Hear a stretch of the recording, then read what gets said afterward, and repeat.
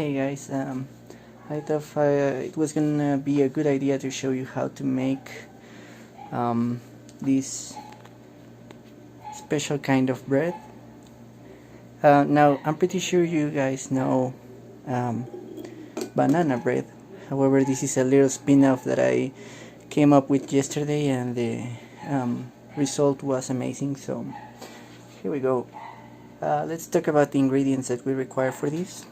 First of all, we need 1 egg, only one. We need the mango, we need brown sugar, normal sugar, salt, baking soda, baking powder, oil, and cream. Yeah, I know it sounds weird, but just trust me, it's a good idea. And oh, by the way, we also need vanilla extract. So, well, those are the ingredients. Now, how to prepare this? Okay, first of all, what we are gonna have to do before starting anything, we need to preheat your oven to 350 Fahrenheit, or you know, if your country is not such a fan of burgers, you may as well use 175 Celsius degrees. We also need to grease a pan, and it's also a good idea to add some flour over the oil, you know. Well, now what else? Okay, so we require 2 bowls. The first one is going to contain mainly powders, okay? And which powders? Okay, on this bowl we're going to combine the all-purpose wheat that we have here. I prefer to use flour. I prefer to use wheat flour because, you know, we're making bread, so it's easier this way. We're gonna do that. We're gonna also mix the baking powder, the baking soda, and the salt. Okay, so give me just a little moment. I'll also tell you the amounts that we require on the description. Okay. Now guys, this is a typical recommendation using one of these things. It's a little bit slow, especially if yours is this size. That sounds so bad. Anyways, this is just a recommendation because this way you won't have these little pockets in your bread. So, well, just use this thing. And I'm gonna cut here to skip this slow process and try to make it faster, you know, with my other hand, okay? Now, the main reason why I want to write, you know, the ingredients on the description is because I know my English is not the best. But anyhow, I'm gonna give you a little spoiler. The amount that you need is 1 cup of flour. You're gonna have to use half a teaspoon of baking powder. Well, at least that's what the recipe says. I'm gonna just show you in a moment the spoon that I'm going to use, and you'll notice that it's not a teaspoon. So anyhow, you also need half a teaspoon of baking soda, 1/4 of a teaspoon of salt, a full cup of, well, the original recipe says it's a cup of mashed bananas, but you know, we're making this funny spin-off, so I recommend just using 1 big mango. I know it's not the biggest, but well, you know what I mean, okay? We also require 1 egg. It says 1/4 of a cup of sugar, half a cup of brown sugar, 1/4 of a cup of sour cream. Then the original recipe calls for 1/4 of a cup of coconut oil. However, we can use vegetable oil, and well, any oil actually. Maybe this will taste very good with sunflower oil, but who knows? I don't have that, so I'm just gonna use vegetable oil. And we also require 2 teaspoons of vanilla extract, says the recipe. So like I mentioned, guys, the recipe calls for teaspoons. However, I don't have spoons that small, so I'm just gonna use this spoon and this much amount. It's supposed to be half a teaspoon of baking soda. Please FBI, this is just baking soda. I'm not doing anything weird in here. Then we're also going to add half a teaspoon of baking powder. So I'm adding maybe a little bit too much of baking powder. Look at this gorgeous little powder. It turns out that the last time I used a little bit less and it was a good result, but I want my bread to be a little bit fluffier, so I'm going to use this much. Okay. Now that we have all these powders in here, oh, I forgot the salt. We also require 1/4 of a teaspoon of salt. So I'm thinking I actually require a little bit more of salt, but I just wanted to show you that once we add this, what we're going to do is just stir a little bit, okay? We're going to make sure that the powders are a little bit mixed in there.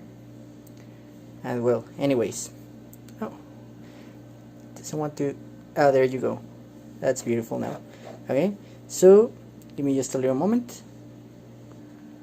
So as I was saying, now what you're gonna have to do with the second bowl is to have your mango ready, because what we're going to do here is we're going to, well, you know, strip the mango and cut it into pieces and mash the little pieces, okay? If you have made it this far, I have to recognize that you're actually willing to try this mango bread, okay? So now what we're going to do is we're going to mash this. Now, a normal person will be using those devices that people, you know, use for mashing potatoes. However, I'm too lazy to search for one. I do know that I have one, but again, I'm too lazy. So I'm just going to use my little fork in here. Now, I just wanted to show you guys that this mango is actually quite amazing, because yesterday's mango had a lot of juice and almost no meat, so to speak. Well, this one has more meat than it has juice. So my recommendation here is that you do this movement while obviously pushing down, and also, you know, make the bowl spin a little bit. That way you can get almost all of it. Okay, now what we're going to do here is we're actually going to add this little friend in here, which, oh, I thought I break it. No, it's okay. Okay, so we're going to add this little friend in here, okay? Just make sure that the egg is not rotten, because, you know, you're going to lose a full mango. I am pretty sure that some of you bakers are actually quite used to this, but in my opinion, this is the weirdest part, in which you have to mix the full egg with the mango. I'm not used to doing this, you know, I'm more of a cooking meat guy. So actually adding an egg to a mango sounds quite weird to me, but hey, I tried this yesterday and it worked, so you have my word. This may look weird, kinda gross, but it's pretty good. Pretty good. I recommend this type of moves, you know, to ensure that you mix it all well. And also, well, you know how to mix things. Just make sure that everything is mixed and prepare yourself, because we're going to add a couple of things here. Okay, first of all, we're going to add the sugar. Now, the original recipe calls for 1/4 cup of sugar. However, mangoes are sweeter than bananas. Now, I know that the sugar at the end of the day is going to make the yeast eat, so to speak. But, you know, then again, it has natural sugar over there, so if you add more sugar, then you're gonna end up with something very sweet. And trust me, it's sweet enough this way. I tried it yesterday, so I know. Also, if you notice, I cleaned up a little bit. I know that some of you guys know how to do this. Some of you guys may be doing this for the first time. if you are finished using certain ingredients, make sure to clean up. That way you have more room to mix the ingredients and all those things without making such a mess. Okay, so there we go. We add the sugar in here, all the sugar, and now we're going to make sure that this mixes into it before adding anything else. Okay, again, make sure that the sugar mixes correctly into this wow, this is gonna sound redundant, but make sure that it mixes correctly into this mixture, because otherwise the sugar is gonna remain on the plate when you throw this in here. Okay, so yeah, just make sure that everything is well mixed in here. The next step is actually adding the brown sugar. Now the recipe calls for a half of a cup. I'm actually going to use half of a cup because, you know, brown sugar is not as sweet as the granulated sugar, and this one is also a little bit more natural, so in my opinion it's not such a big issue for your health. Okay, so again, make sure to whisk everything correctly in here. Break these little rocks because, you know, brown sugar has a different consistency.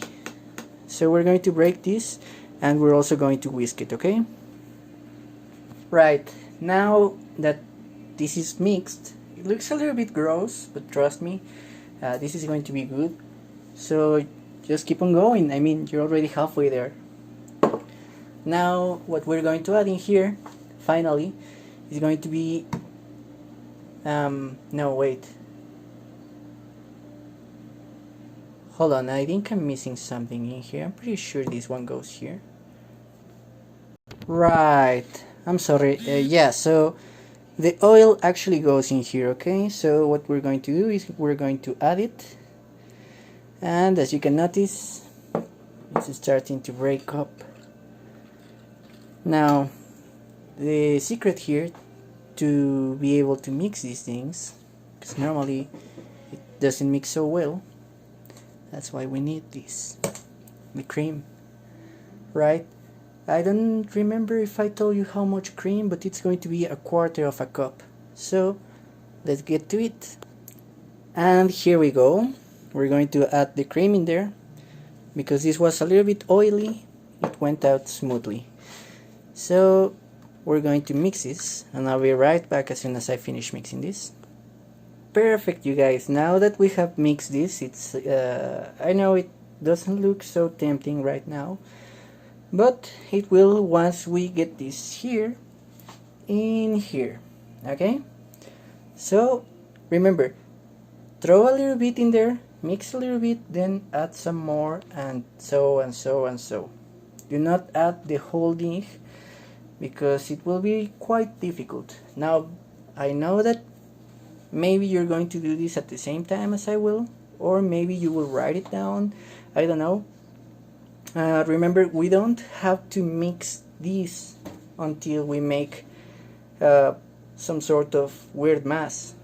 What we have to do is just fold a little bit of this in here, well, I mean the whole thing once you do it, but you don't want them to be totally mixed.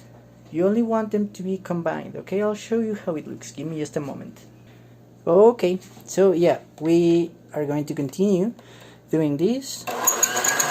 Again, we just want the batter, so make sure not to use too much speed. Okay, it's like it has to look like that batter when you're making hot cakes, kind of like that, just with the little chunks, inevitable chunks of mango. However, remember, you have to mash them so that they, you know, just mash them. A clean kitchen gives us a happy abuela, and you want to keep your abuela happy. That's for sure. Okay, so now that we have this cute batter, remember the pan that we had previously greased? But at this point, your oven is more than ready, and most likely you're starting to feel a lot of heat. Now, like I mentioned, I just added a little bit more of baking powder, not too much, just a little bit, because last time my bread didn't didn't grow that much. So hopefully with the amount that I used earlier, I'm going to get a bigger bread, but we'll see. Now about this, make sure to take this off so that you can throw the remaining in there. You don't want to waste any of this precious butter. Now remember that pan or whatever you're going to use? Well, we're going to drop this in here, and I'm about to end this video. I'll just tell you what to do, okay? First, we're gonna get this here into the oven, and we're gonna drop it there again, 350 degrees Fahrenheit or 175 degrees Celsius for about half an hour. Then we're going to check in. Hopefully you didn't burn it. You actually followed my instructions and you didn't burn it, and that way we can lower the temperature to 350 Fahrenheit. 325 Fahrenheit or 163 Celsius. That's going to be for another 15 to 20 minutes. How will you know that it's ready? You're going to open the oven, you're going to take the bread a little bit out, and you're gonna stick one of these little things. Give me just a moment, I'll show you. You're gonna stick one of these little homies in here, and if it turns out that it came out clean, that means your bread is ready. If it doesn't come out clean, that means that you still have to leave it for a couple of minutes. So just keep checking your bread, and I'll end this video, but don't worry, I'll upload the result in, well, about an hour.